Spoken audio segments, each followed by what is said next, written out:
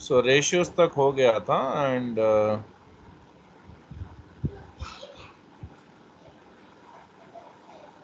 हम लोगों ने यहाँ से स्टार्ट किया था।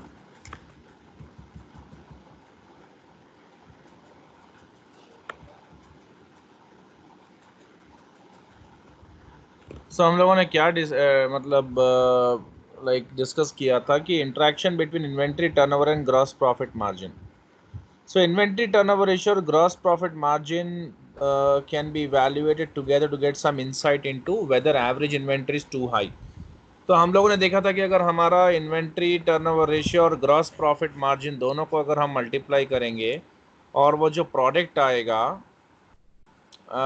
उसका एक हम लोग एक रूल ऑफ थंब लगा लेंगे, is that if the inventory turnover ratio multiplied by gross profit margin is 1.0 और higher, average inventory is not too high. मतलब आपकी इन्वेंट्री ज़्यादा नहीं है, हद से ज़्यादा नहीं है, यानी एक्स्ट्रॉर्डनरी इन्वेंट्री आप स्टोर करके रखे नहीं हो जिससे स्क्रैप होने का या उसका ख़राब होने का डर नहीं है, और पड़ा रहेगा तो पिलफरेज भी हो सकता है, यानी चोरी भी कर सकता है कोई ना कोई, आपका स्टाफ एम्बेजलमेंट भी कर सकता है, इन्वेंट्री यहाँ से वहाँ छुपा भी सकता है। तो यहाँ पर प्रॉब्लम भी दिया हुआ है और वो चीज़ देखा हुआ भी है कि अगर हम ग्रॉस प्रॉफिट मार्जिन हमारा 0.30 है और हमारा स्टॉक टर्नओवर रेशियो, पहले तो आप लोग को थोड़ा सा फॉर्मूला भी मतलब थोड़ा बेस एक छोटा रिवीजन भी होना चाहिए।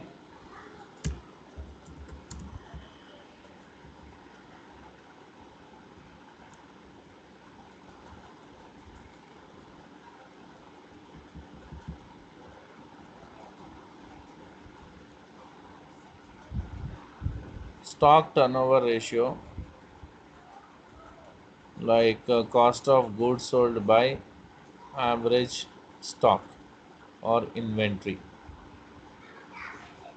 Gross profit margin is gross profit by net sales. Okay, अगर हम इन दोनों को कंबाइन करते हैं यानी stock turnover ratio into gross profit ratio, तो जो भी हमारा रिजल्टेंट आंसर आएगा अगर वो 1.0 से ज़्यादा है तो आपके पास जो इन्वेंट्री है वो ठीक ठाक है, मतलब अब हद से ज़्यादा इन्वेंट्री नहीं है आपके पास। That's what they saying, rule of thumb, the average inventory is not too high. That इससे ज़्यादा होगा तो average inventory is not too high. अब उसका छोटा एग्जांपल भी उन लोगों ने यहाँ पर लिया है data. Gross profit margin company का निकाला और इन्वेंट्री टर्नओवर रेशियो 5 टाइम्स निकाला तो 1.5 आया, तो इन्वेंट्री कुछ हद से ज़्यादा नहीं है, ठीक है ना। और आपका stock turnover ratio 8 times ideal माना जाता है हर कंपनी में, 8 से 10 टाइम्स। इसका मतलब होता है कि आप 10 टाइम्स अपना स्टॉक को बेचने में कामयाब हो रहे हो। सो जितने बार बेच सकते हो उतना अच्छा होता है, जितना ज़्यादा स्टॉक टर्नओवर रेशियो होता है उतना आपका डेट मतलब स्टॉक कन्वर्शन पीरियड कम होता है, कम दिनों में आप अपने स्टॉक को कैश में कन्वर्ट कर लेते हो। सो अ कंपनी और प्रॉफिट का कोई स्टैंडर्ड नहीं होता, जितना ज़्यादा होगा उतनी अच्छी बात होती है। सो कंपनीज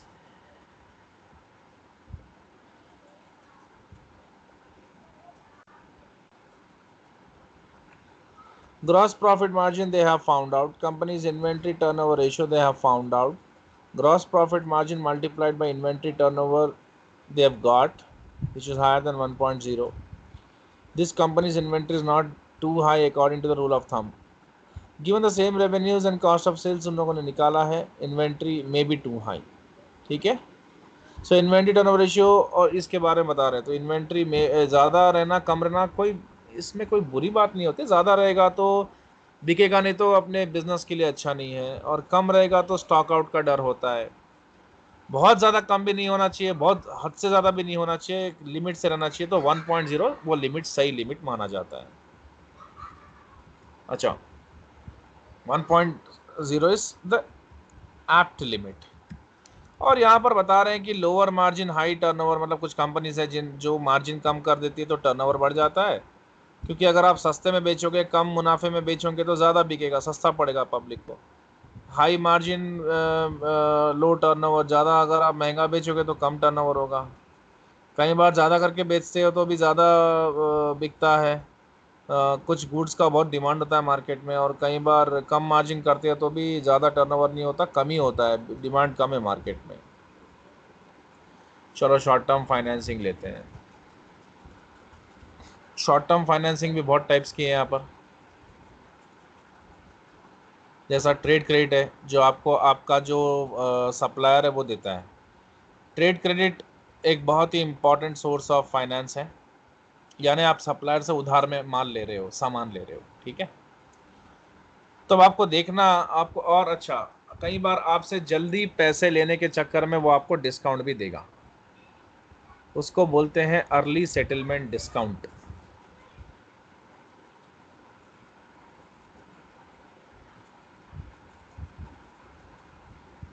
ये अर्ली सेटलमेंट डिस्काउंट जो होता है ये आपका सप्लायर देता है आपको।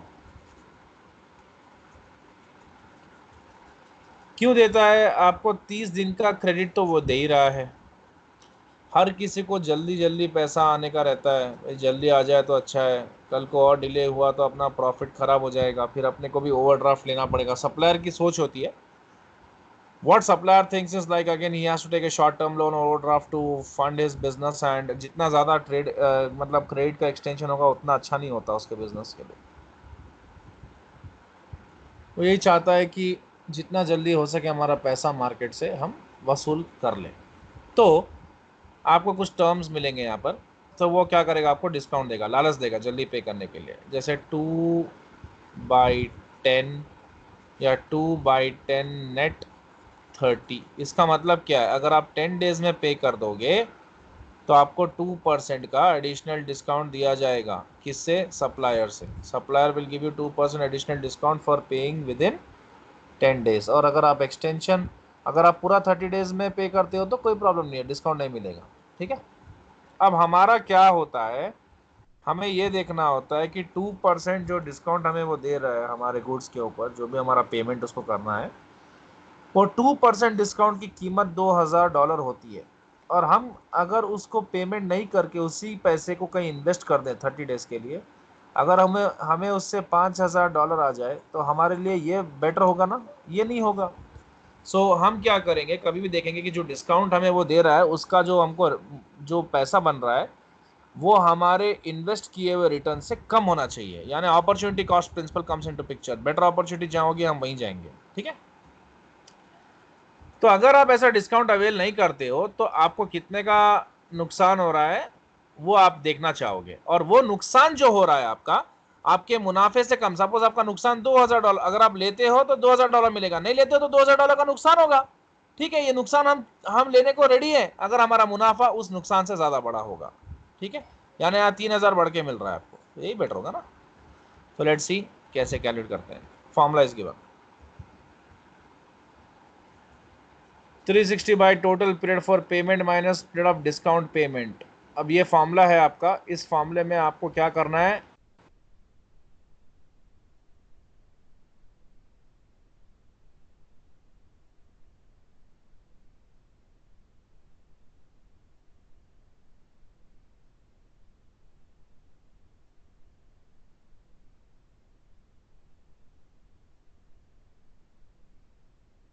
पीरियड आपका 30 डेज का है पेमेंट करने का, और 10 दिन आपको वो दे रहा है डिस्काउंट। आपको 10 डेज में अगर आप पेमेंट कर दोगे तो आपको डिस्काउंट दे देगा, इनटू डिस्काउंट परसेंटेज जो आपको मिल रहा है उससे 2% बाई 100 माइनस 2%, तो आपको 36.73 आ रहा है। अगर आप डिस्काउंट नहीं लेते तो इतने का नुकसान कर लेते हो, तो आपका रिटर्न थोड़ा ज़्यादा होना चाहिए इससे बस। और कमर्शियल बैंक से भी लोन ले सकते हो, अपने बिजनेस को चलाने के लिए सिक्योर्ड ले सकते हो, कुछ ना कुछ कोलैटरल रख के। फ्लोटिंग लीन यानी फिक्स रेट पे भी ले सकते हो, फ्लोटिंग रेट पे भी ले सकते हो। और कई बार आपका अच्छा ट्रैक रिकॉर्ड देख के आपका like credit worthiness, seeing your credit worthiness, the banks will give you loans, okay. तो उसके लिए सिक्योरिटी की भी ज़रूरत नहीं रखते हैं वो लोग ना। तो मैंने उस दिन आपको सिंपल इंटरेस्ट, कॉम्पाउंड इंटरेस्ट और इफेक्टिव इंटरेस्ट का तीनों का फ़र्क बताया था। तीनों का भी फ़र्क देख के आपको प्रॉब्लम्स करना है। मैं पहले कॉन्सेप्ट समझा देता हूँ, लेकिन then you can go for the questions, okay. उसके बाद हमारा ये टॉपिक ख़त्म हो जाएगा।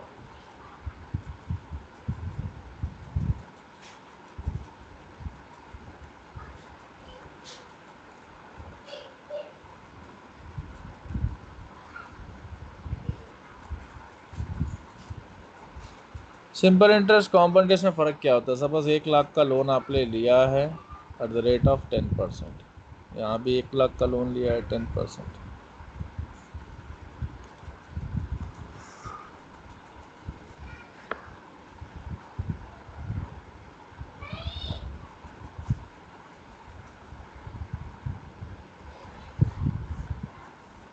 यहाँ पर फर्स्ट ईयर में आपको 10,000 का इंटरेस्ट मिलेगा, सेकेंड ईयर में भी 10,000 मिलेगा, थर्ड ईयर में 10, फोर्थ में भी 10, फिफ्थ में भी 10। आपका इंटरेस्ट भी फिक्स है, आपका प्रिंसिपल भी फिक्स है। इसमें क्या होता है, इन फर्स्ट ईयर 1 लाख पे आपको 10% मिलेगा 10,000, वो आपका हो जाएगा 1,10,000। नेक्स्ट ईयर आपका फर्स्ट ईयर का प्रिंसिपल हो जाएगा नेक्स्ट ईयर का अमाउंट। अब वो 1,10,000 के ऊपर आपको ब्याज मिलेगा। ठीक है, मतलब क्या होगा, यानी आपका 1 लाख पे तो आपको 10% मिला ही मिला,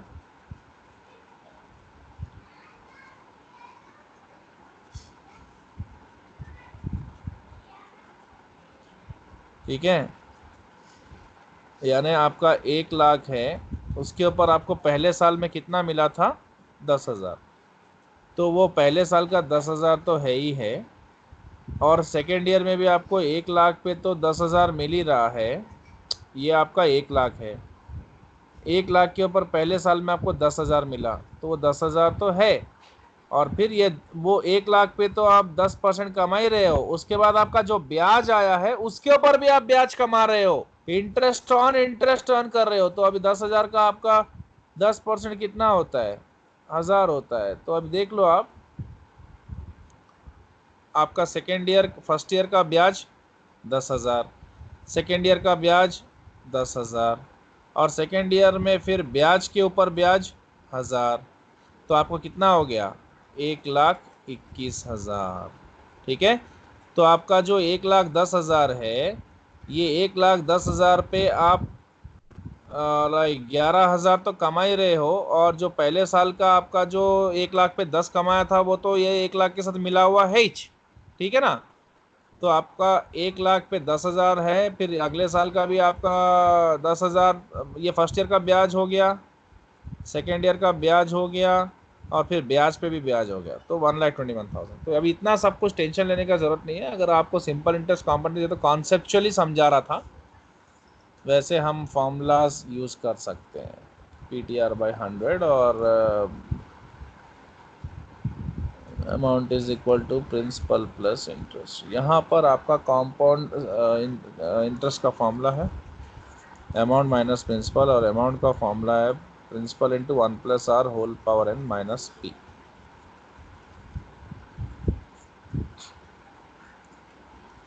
ये आपका फॉर्मूला होगा कॉम्पाउंड इंटरेस्ट का। ठीक है, एक बार इसको पूरा चेक कर लो, उसके बाद will go ahead effective interest rate के ऊपर।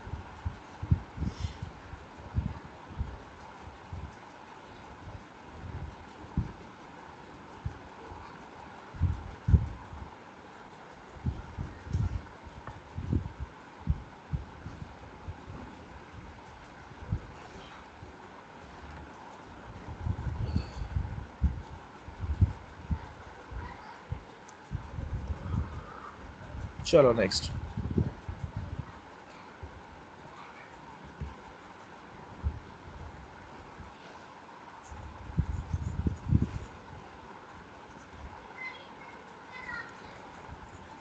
इफेक्टिव इंटरेस्ट रेट कब यूज होता है, जब आपका मल्टीपल कंपाउंडिंग्स होता है। जैसे आपने किसी पर्टिकुलर सिक्योरिटी में इन्वेस्टमेंट किया और वो आपको इफेक्टिव इंटरेस्ट रेट के ऊपर पेमेंट कर रहे हैं, तो आपका ये जो इन्वेस्टमेंट है वो अगर ईयरली कंपाउंड होता है तो कंपाउंड इंटरेस्ट, लेकिन अगर मल्टीपल कंपाउंडिंग पीरियड्स है, जैसे मंथली हुआ, मंथली कंपाउंडिंग है, क्वार्टरली कंपाउंडिंग है, डेली भी कंपाउंड होता है, डेली कंपाउंडिंग है, तो आपको आपको मतलब उस समय में थोड़ा प्रॉब्लम होगा एक रेट फिक्स करने में। तो वो रेट आपका इफेक्टिव इंटरेस्ट रेट से ही होगा। उसका फॉर्मूला भी है, मैं आपसे मतलब शेयर कर लेता हूँ।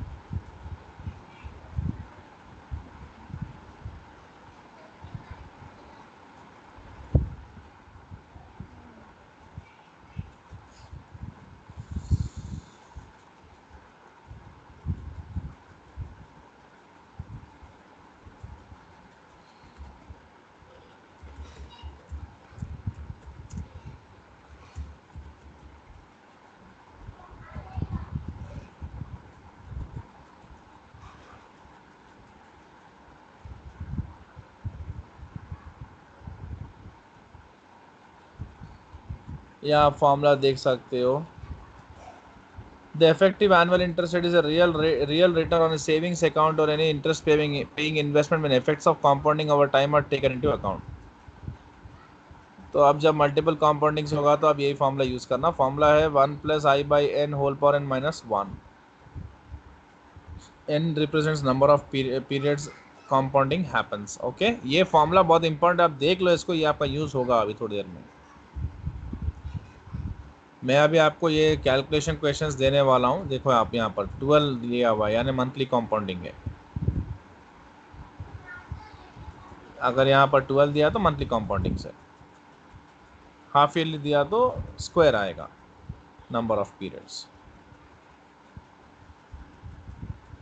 अभी आप लोग को क्या करना है कि थोड़े फॉर्मूलेस ये लोग भी दिए हुए हैं।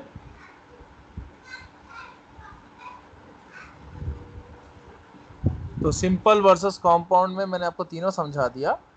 सिंपल इंटरेस्ट है interest charge by principal into 360 days by like number of days outstanding. अब आप लोग क्या करना है, जो इस बुक में दे रहा है उसके हिसाब से ही अपना प्रॉब्लम करो, क्योंकि वो कुछ बहुत ही कोई रॉकेट साइंस नहीं है। डायरेक्टली दिखा देता हूँ क्या बता रहा है वो आपको इंटरेस्ट रेट फाइंड करो बोल रहा है। तो मैं आपको एक फॉर्मूला दिया, आपको ये चाहिए, खत्म। देखते हैं मैच कर रहा है कि नहीं कर रहा। ये तो मैथमेटिकल फॉर्मूलेस हैं।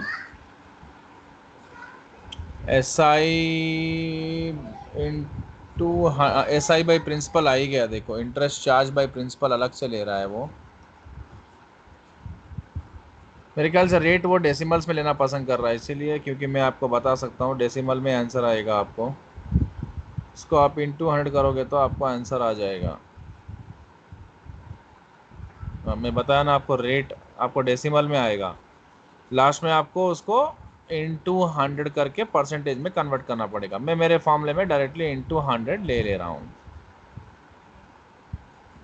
That's what. ठीक है, एस आई बाई पी दिया हुआ है।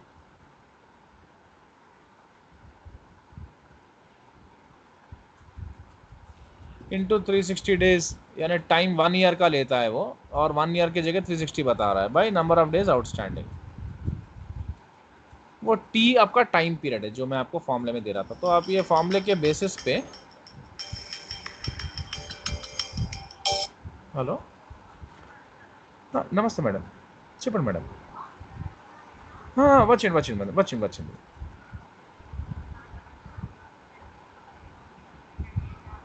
మేడం నాకు ఇప్పుడు కూడా క్లాస్ నడుస్తుంది, మళ్ళీ ఈవినింగ్ కూడా నేను రేపు చేసిస్తాను మేడం। ఒక నాకు రేపు రీజనింగ్ క్లాస్ ఉంది కదా, నేను చేసి ఇచ్చేస్తాను మీకు, నో ప్రాబ్లం।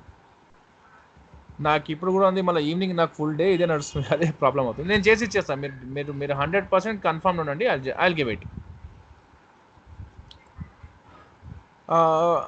నేను రేపు లిస్ట్ రాస్తాను మేడం, ఆ రికార్డింగ్ చూడండి ఒకసారి। Okay okay madam, thank you madam, thank you. So now you can go for this question. आप क्या कर सकते हो, सिंपल इंटरेस्ट निकाल सकते हो। कंपाउंड इंटरेस्ट आपको मैंने बता दिया था ना कि आपको कंपाउंड इंटरेस्ट में क्या करना है, जो पहले साल का आपका जो अमाउंट है वो नेक्स्ट ईयर का प्रिंसिपल हो जाता है। ठीक है, तो पहले साल का अमाउंट नेक्स्ट ईयर का प्रिंसिपल। तो अब इसका कंपाउंड इंटरेस्ट का फॉर्मूला भी देख लेते हैं, कुछ दिया है क्या इसने। हाँ,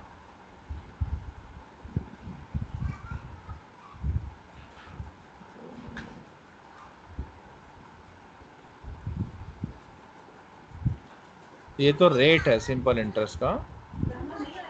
इंटरेस्ट चार्ज का फॉर्मूला है principal into annual interest rate divide by 360 into days, number of days outstanding, यानी P R annual interest rate T, P T R by 100, हम टाइम को मान लेते हैं, ये लोग 360 ले रहे हैं। ये फॉर्मूला अप्लाई करके आप इंटरेस्ट रेट फाइंड कर लो। अच्छा, simple interest contrast with compound interest in which interest is charge on principal plus any accumulated unpaid interest. तो इसमें क्या कर रहा है, interest for first 30 days find कर रहा है, ऊपर के फॉर्मूले से वो ऐड कर दे रहा है प्रिंसिपल को। अब the new principal balance including compound interest 10,050। अब क्या करेगा, 10,050 को लेके फिर से आपका प्रिंसिपल अभी क्या लिया आप 10,000 लिए ना, अब आपको नेक्स्ट ईयर में 10,000 ने लेके 10,050 लेना है। ये फिर उसके बाद थर्ड ईयर में आपको ये 10,100.25 लेके फिर फाइंड करना है। तो ऐसे आपको करते जाना है, आपको कॉम्पाउंड इंटरेस्ट आता जाएगा। और जो एडिशनल अमाउंट आपका आता गया 50.25, ये आपका टोटल इंटरेस्ट का अमाउंट हो जाएगा। ये भी करना है आपको। अच्छा, लोन्स विद कंपनसेटिंग बैलेंस के बारे में समझा देता हूँ। लोन्स विद कंपनसेटिंग बैलेंस मतलब आपको बोलेगा कि कुछ कैश रखो हमारे पास। अब जैसे आपको बोलेगा आपको क्या चाहिए, क्रेडिट कार्ड फैसिलिटी चाहिए, आप बैंक को अप्रोच किया, बैंक बोलेगा भैया हम आपको क्रेडिट कार्ड दे देंगे लेकिन आप 1 लाख रुपए हमारे पास रखो as a safety and security deposit रखोगे, हम आपको 80,000 का 1 लाख का सैंक्शन कर देंगे। So if a loan has a compensating balance requirement, borrower is required to keep some minimum balance in an account with the bank. मतलब बैंक बोलेगा इतना रखो बोल के। So bank is usually a non-interest bearing. The account is usually a non-interest bearing account. Although in some cases the account may pay some interest. मतलब कुछ चीज़ों में आपको बोलेगा कि हमारे पास इतना मेंटेन करके रखो। जैसे अब आपको HDFC बैंक में अकाउंट खोलना है, ICICI में खोलना है, तो बोलेगा मिनिमम बैलेंस मेंटेन करो हमारे पास, तो उस पर आपको इंटरेस्ट नहीं देगा, या नहीं तो कई कई केसेस में देगा भी, डिपेंड करता है। Compensating balance gives the bank some assurance that if the borrower does not fulfill the terms of the loan, some cash will be available to bank that it can take to partially offset the amount due on the loan. इसीलिए वो आपको बोलता है कि कुछ balance हमारे पास रख के ही आप आगे का हमसे कुछ फैसिलिटी ले लो, लोन का या क्रेडिट कार्ड का। The amount of the cash required may be a percentage of amount of loan or it may be a fixed amount. In any case, the requirement to keep a minimum amount on deposit with bank is called compensating balance, जो मैं आपको समझा रहा हूँ। The amount that is held as compensating balance reduces the amount of loan proceeds that are available for the borrower's use, but not the amount of interest borrower must pay, as the interest is calculated on the full amount of loan. मतलब जो आपसे compensating balance वो रख रहे हैं लेके, amount that is held as compensating balance reduces the amount of loan proceeds. मतलब आपको अब उतने पैसे का लोन पे नहीं करना है, लेकिन इंटरेस्ट तो पूरे पैसे पे ही करने का है। आप कंपनसेटिंग बैलेंस रख के चलो या ना, आपको तो इंटरेस्ट तो पूरा ही देना पड़ेगा, पूरे लोन अमाउंट पे इंटरेस्ट कैलकुलेट होगा। ऐसा नहीं है कि आपसे थोड़ा अमाउंट लेके रख लिया है तो इंटरेस्ट चार्ज नहीं करेगा उतने पे, या जितना बैलेंस है उस पर ही करेगा, ऐसा नहीं है, सब पे करेगा। Therefore, compensating balance requirement increases the effective rate of interest paid by the borrower. ठीक है ना, तो आपको इंटरेस्ट ज़्यादा होगा क्योंकि आप एक तो वो पैसा अपने किसी दूसरे बैंक में रख के उसके ऊपर इंटरेस्ट कमा सकते थे, वो आपका नुकसान हो रहा है। और दूसरा, आपको जिस बैंक से लोन लिया उस बैंक में उसको जमा करके रखना पड़ रहा है, तो आपको वो इंटरेस्ट का अपॉर्चुनिटी कॉस्ट भी, वो भी नुकसान हो रहा है, तो आपका इफेक्टिव इंटरेस्ट रेट थोड़ा ज़्यादा ही रहेगा। सो समटाइम्स आपको नुकसान हो रहा है, नहीं तो आप किसी और बैंक में रख के उसके ऊपर ब्याज कमा सकते थे, तो वो आपका नुकसान हो रहा है। दूसरा, आप पूरे अमाउंट पे लोन पे कर रहे हो, वो आपको ज़्यादा पे करना वैसा हो रहा है। आप पूरे अमाउंट पे कर रहे हो ना, जितना आप कंपनसेटिंग रख रहे हो उस पर नहीं, उसको छोड़ के बैलेंस पे नहीं कर रहे हो, पूरे पे कर रहे हो। और ये कंपनसेटिंग कहीं और रखता तो आपको इंटरेस्ट भी मिलता, अगर आपका बैंक नहीं दे रहा है तो दोनों तरीके से नुकसान है। Sometimes funds kept as compensating balance can be withdrawn for short periods of time as long as the certain average balance is maintain. कई बार आपको ये ऑप्शन भी बैंक देता है, When a company is negotiating a compensating balance with a bank, it is better to negotiate for an average compensating balance because for some periods during the month, the amount in the account may be below the required amount as long as the average for the month is above the limit. An average compensating balance requirement provides more flexibility for times when cash demands are greatest. मतलब एक average में आप इतना रख लो बोल के बोल दो आप, नहीं तो अगर आपको एक फिक्स कर देगा तो आप उसके नीचे चले जाओगे तो आपको वो चार्जेस भी लेगा, पेनल्टी भी डालेगा आपके ऊपर। ग्रेटर फ्लेक्सिबिलिटी के लिए अच्छा है कि आप एवरेज में इतना मेंटेन कर लूंगा बोल के एक बात कर लो बैंक से।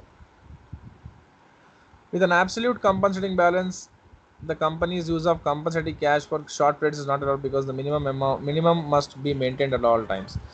मतलब वो आप बात कर लेना कि मंथली इतना मेंटेन करूंगा, मतलब डेली के हिसाब से मत देखो बोलना, नहीं तो वो लोग क्या करेंगे आपसे पेनल्टीज खाएंगे बैठ के।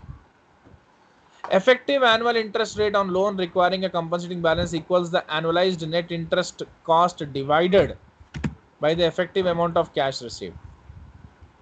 तो अब ये कैसा होता है देखो, इफेक्टिव एनुअल इंटरेस्ट रेट कैसे फाइंड करोगे, किसी भी लोन के ऊपर जिसके ऊपर आपसे कंपनसेटिंग बैलेंस लिया हुआ है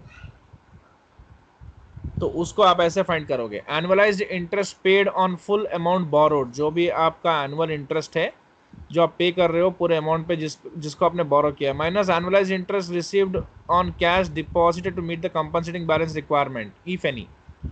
उसमें से आपको वो काट देना है annualised interest rate received on cash deposited. मतलब कई बार क्या होता है, मैंने आपको अभी बताया कि कई बार बैंक्स आपको इंटरेस्ट पे करते हैं, अगर करते हैं तो आप जितना पे कर रहे हो और आपको जितना रिसीव हो रहा है दोनों का डिफरेंस निकाल लो, ठीक है ना, उसका डिफरेंस निकाल लो।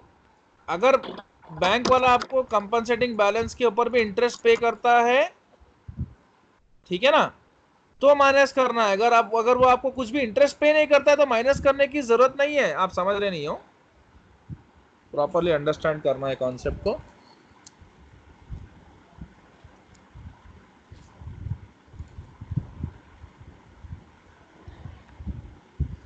जो भी इंटरेस्ट वो हमको लोन पे चार्ज कर रहा है माइनस हमारे डिपॉजिट के ऊपर जो इंटरेस्ट हमको दे रहा है, तो ये सपोज 10,000 है और हमारे डिपॉजिट के ऊपर अगर हमारे को 3,000 दे रहा है तो माइनस करना, अगर ये है तो करना, वरना करने की जरूरत नहीं है। Divide by amount of loan minus additional amount required to keep on deposit to meet the compensating balance requirement. मतलब लोन अमाउंट जितना है माइनस जितना आप डिपॉजिट करके रख रहे हो माइनस कर देना, तो जो आएगा आप इन दोनों को डिवाइड करेंगे तो आपको इफेक्टिव एनुअल इंटरेस्ट रेट आ जाएगा। जस्ट उसके बेसिस पे प्रॉब्लम करना है आपको।